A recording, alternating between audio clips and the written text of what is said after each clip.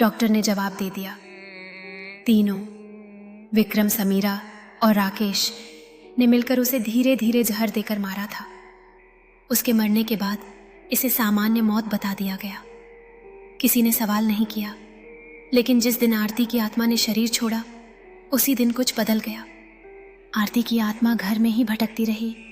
उसकी हत्या करने वाले तीनों लोग अब चैन से सो नहीं पा रहे थे। जैसे ही वे रात को सोते, अगली सुबह खुद को पूरी तरह से नग्न हालत में पाते।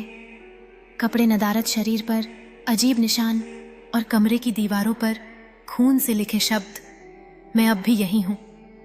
विक्रम पागल होने लगा था। समीरा की चीखें रात में सुनाई देती और राकेश तो एक बार खिड़की से कूदने ही वाला था।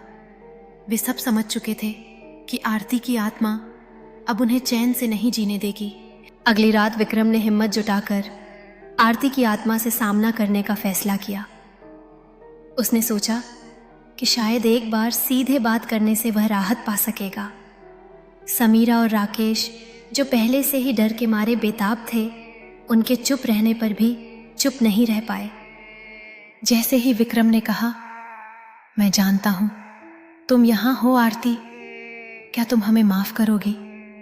अचानक कमरे का तापमान गिर गया और एक आवाज आई, माफी नहीं, बदला चाहिए। ऐसा लगा जैसे दीवारों पर जोरदार दस्तक हुई हो। अब सबको यकीन था कि आरती की आत्मा उन्हें कभी शांति नहीं देने वाली।